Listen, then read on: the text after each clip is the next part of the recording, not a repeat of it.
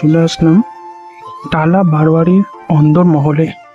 করতে পারবেন এখানে কিন্তু যে সুতো হয় বা দড়ি হয়, সেই দড়ির মতন অংশ দিয়ে কিন্তু এইখানে এই পট্টচিত্রটা তৈরি করা হয়েছে। মানে তাদের বস্ত্রের মধ্যেই কিন্তু প্রদীপটা যেন ফুটে উঠেছে, যেটা কিন্তু এখানে অ্যাম্বিয়েন্সটা সম্পূর্ণ আলাদা করে তুলছে। ঝাউ গাছের মতন অংশের সৃষ্টি হয়েছে।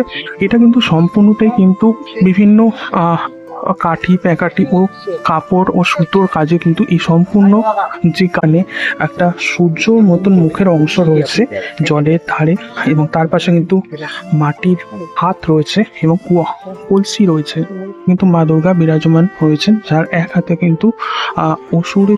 তো হ্যালো বন্ধুরা, welcome to RD blog and entertainment. তো বন্ধুরা, আজকে একটা বিশেষ দিন। আজকে কিন্তু আপনাদের কাছে তুলে ধরবো টালা বারোয়ারির ফার্স্ট লুক। 2025-এর দুর্গাপুজোর থিম মধুসূদন, তারই প্রথম লুক কিন্তু আপনাদের কাছে তুলে ধরবো। আজকে রয়েছে ফার্স্ট লুক। তো চলুন, পিছনে রয়েছে টালা বারোয়ারি প্যান্ডেল, ভেতরে যাওয়া যাক এবং আপনাদের দেখানো শুরু করি।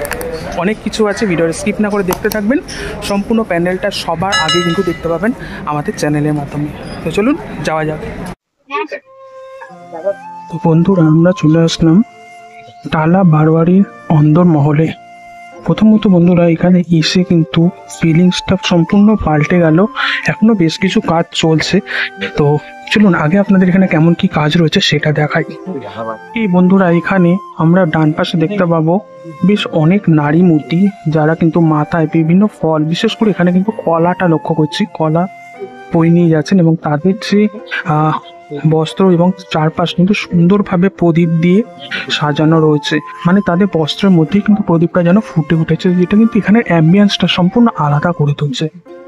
আর এটা কিন্তু রয়েছে, মানে বলতে পারেন এখানে একটা নদীর মতন অংশ রয়েছে, তার ঠিক পিছনে কিন্তু তারা নিয়ে আসছেন। মানে আমার খানিকটা মনে হচ্ছে কোনো পুজোয় যেমন ফল নিয়ে আসা হয় নদীর ধারে, সেই রকম কিন্তু জিনিসটা ফুটে উঠেছে। এর সঙ্গে এখানে একটা কিন্তু বিশাল আকৃতির গাছ রয়েছে, যেটা কিন্তু এইখানে একটা সূর্যর মতন মুখের অংশ রয়েছে জলের ধারে, এবং তার পাশে কিন্তু মাটির হাত রয়েছে এবং কলসি রয়েছে, যার ওর কিন্তু এই সম্পূর্ণ গাছের মতন অংশটা কিন্তু রয়েছে, যার মধ্যে কিন্তু কলার কাঁথি রয়েছে এবং প্রচুর কিন্তু ঘট বাঁধা রয়েছে বা ঝুলছে। এবং এইখানটা যদি দেখেন মাঝখানের অংশে, এখানে কিন্তু ঝাউ গাছের মতন অংশের সৃষ্টি হয়েছে। এটা কিন্তু সম্পূর্ণটাই কিন্তু বিভিন্ন কাঠি প্যাকাঠি ও কাপড় ও সুতোর কাজে কিন্তু এই সম্পূর্ণ যে গাছের মতন অংশটা রয়েছে সেটা ফুটে উঠেছে। আর সম্পূর্ণ এখানে অংশটা দেখতে পাবেন, এখানে কিন্তু যে সুতো হয় বা দড়ি হয়, সেই দড়ির মতন অংশ দিয়ে কিন্তু এইখানে এই পট্টচিত্রটা তৈরি করা হয়েছে। এবং সিলিং এর অংশেও কিন্তু বাঁশের যে চেঁচাড়ি হয়, সেই চেঁচাড়ি এবং তার সঙ্গে কিন্তু বিভিন্ন কাগজের মাছ এইসব জিনিসটা কিন্তু সুন্দরভাবে ফুটে উঠেছে। এবং ওই অংশেও কিন্তু একটা অংশ রয়েছে, যেখানে কিন্তু এখানে সূর্য মতো মুখের মতন অংশ রয়েছে এবং উপরে কিন্তু ফুলের সৃষ্টি হয়েছে এবং ওপাশে বেশ কিছু অংশ রয়েছে, সেটাও আপনাদের দেখাবো। তো চলুন এবার একটুখানি এগিয়ে যাই।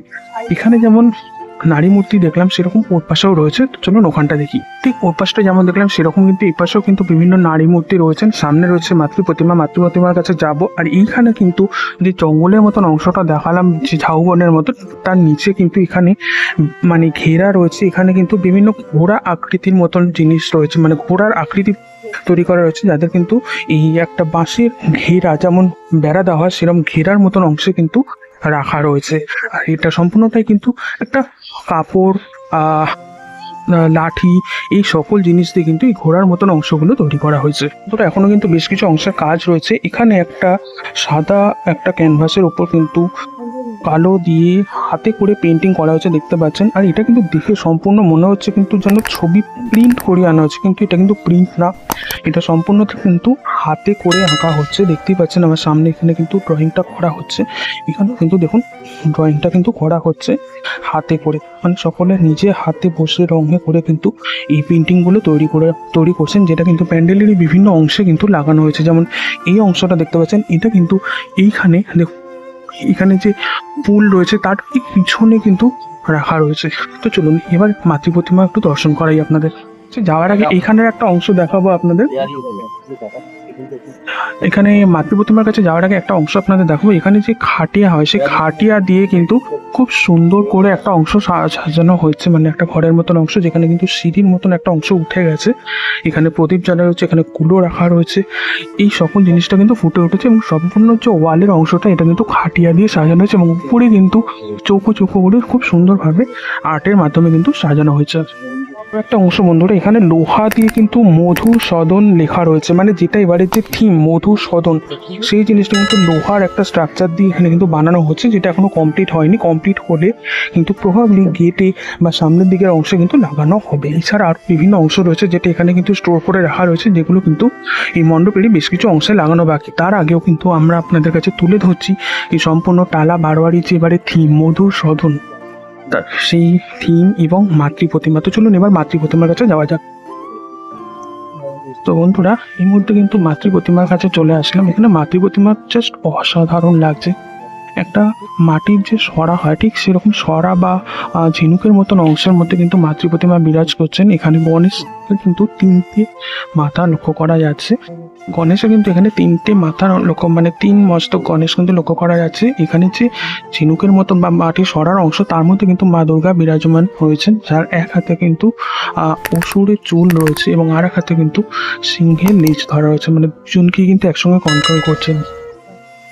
এখানে অসুর রয়েছে, মানে মোষের মধ্যে থেকে বেরিয়ে হয়েছে, ঘোড়া না, মোষের মধ্যে থেকে বেরিয়েছে। মোষের মাথাটা কিন্তু কেটে পিছিয়ে রাখা রয়েছে এবং এখানে কার্তিক গণেশ, মানে কার্তিক সরস্বতী লক্ষ্মী কিন্তু সম্পূর্ণ আলাদা ভঙ্গিতে রয়েছে। একটা পটচিত্র মতন কিন্তু এখানে তৈরি করা হয়েছে, যার মধ্যে কিন্তু মাতৃ প্রতিমাকে ফুটিয়ে তোলা হয়েছে। মায়ের গায়ের যে গহনা বা ড্রেস সম্পূর্ণটা কিন্তু একটা আর্টের মাধ্যমে ফুটিয়ে তোলা হয়েছে। এছাড়া উপরে যদি লক্ষ্য করেন, উপরে কিন্তু এখানে মহেশ্বর এবং আরো বিভিন্ন দেবদেবী কিন্তু উপরে লক্ষ্য করা যাচ্ছে মাতৃ প্রতিমার ওপরে। বন্ধুরা, এখানে প্যান্ডেলেরই বেশ কিছু অংশ কিন্তু এখানটা রাখা রয়েছে। দেখুন, আপনাদের যদি দেখাই, এখানে কিন্তু যে আঁকাগুলো দেখছেন, এগুলো কিন্তু কোনো প্রিন্ট করা নয়, এগুলো কিন্তু সম্পূর্ণ হাতে আঁকা। কিন্তু এই হাতে আঁকা জিনিসগুলো কিন্তু এই প্যান্ডেলের বিভিন্ন অংশে কিন্তু লাগানো হবে। এখন যেটা কিন্তু এখানে দেখতে পাচ্ছেন, ড্রয়িং করে একখানা পাটাতনের মধ্যে, মানে একটা প্লাইয়ের মধ্যে লাগিয়ে কিন্তু এখানে এনে রাখা হচ্ছে। আপনাদের মধ্যে যে সকল দর্শক বন্ধুরা আঁকার সঙ্গে যুক্ত, তারা নিশ্চয়ই রিলেট করতে পারছেন যে এই আঁকার মধ্যে কতটা পরিশ্রম হয়েছে এবং কতটা দক্ষতা রয়েছে। আশা করি সেটা আপনাদের কাছে বলে দেওয়ার বিষয় না, কারণ আপনারা নিজেরাই সেই জিনিসটা কিন্তু এই আঁকাগুলো দেখে বুঝতেই পারছেন। আমার তো অসাধারণ লাগছে, আপনাদের কেমন লাগছে অবশ্যই কমেন্টে জানান।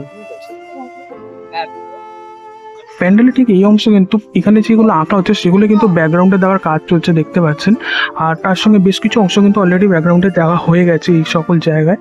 আর এখানে কিন্তু বিভিন্ন হাতে আঁকা মৌমাছি, ফুল, পাতা, গাছ, এই সকল জিনিস কিন্তু সম্পূর্ণ কাপড়ের ওপরে হাতে আঁকা ভাবে কিন্তু এখানে তৈরি করা হচ্ছে। এখানে সম্পূর্ণ প্যান্ডেলের বিভিন্ন অংশে কিন্তু শুধুমাত্র হাতে আঁকা জিনিসই লক্ষ্য করতে পারবেন। দেখুন, আমাদের সামনে এই মুহূর্তে কিন্তু এই সেকশনটা কিন্তু আঁকা কমপ্লিট হলো, যেটা কিন্তু এখন ওনারা এখান থেকে তুলে নিয়ে যাচ্ছেন। নিয়ে গিয়ে কিন্তু এরকমই একটা অংশে কিন্তু এখানটা টাঙানো হবে। দেখুন, এত সুন্দর জিনিসটা কিন্তু এখন আমাদের সামনে হাতে করে আঁকাটা কমপ্লিট হলো, সেটা কিন্তু ওনারা এই মুহূর্তে গুটিয়ে নিচ্ছেন। গাছটাও কিন্তু বেশ কিছু অংশ রয়েছে, যেখানে কিন্তু একটা গাছ তৈরি করা রয়েছে, মানুষ তৈরি করা হচ্ছে, যেটা কিন্তু লোহা দিয়ে স্ট্রাকচার দিয়ে তৈরি করা। ওর মধ্যে আলোর কাজ এখনো প্রভাবই বাকি রয়েছে, যেটা কিন্তু রাত্রিবেলা যখন জ্বালানো হবে তখন কিন্তু ভালো পৌঁছে যাবে। আর পিছন দিকে কিন্তু সম্পূর্ণ সেরকমই আর একটা গাছ এবং তাকে সকল গ্রামবাসীরা কিন্তু পুজো করছেন, সেই জিনিসটা কিন্তু এখানে ফুটিয়ে তোলা হয়েছে।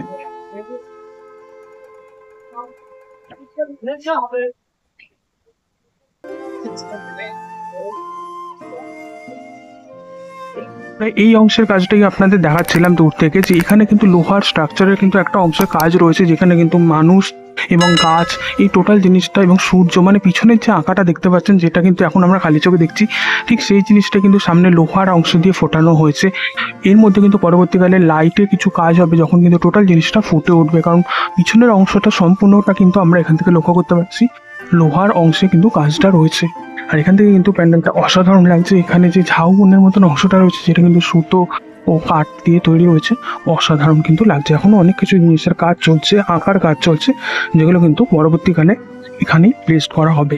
যেগুলো বলছিলাম বন্ধুরা, বেশ কিছু অংশ কিন্তু এখানে রাখা রয়েছে যেগুলো কিন্তু এখনো প্লেস করা হয়নি, যার মধ্যে দেখতে পাচ্ছি এখানে কিন্তু হাতি রয়েছে, মানুষের মুখ রয়েছে, এছাড়া হাতি পিঠে মানুষ রয়েছে, এখানে ফুলদানি রয়েছে, আরও বিভিন্ন জিনিস কিন্তু এখানে রাখা রয়েছে যেগুলো কিন্তু এখনো এই মণ্ডপে প্লেস করা হয়নি, যেগুলো কিন্তু কিছু সময়ের মধ্যে কিন্তু এগুলো এখানে মণ্ডপের বিভিন্ন অংশে প্লেস করা হবে। এর মধ্যে বেশ কিছু অংশ কিন্তু ড্রয়িং কমপ্লিট হয়েছে, এখনো বেশ কিছু অংশ কিন্তু ড্রয়িং করা বাকি রয়েছে।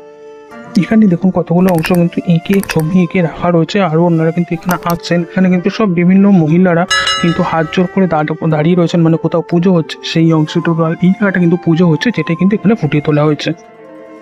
তো বন্ধুরা, আপনাদের কাছে তুলে ধরলাম টালা বারোয়ারির উত্তরের 2025-এর যে থিম মধুসদন, আর সেই ফার্স্ট লুক। হ্যাঁ, টালা বারোয়ারি ফার্স্ট লুক আমাদের চ্যানেলের মাধ্যমে আপনাদের কাছে তুলে ধরলাম।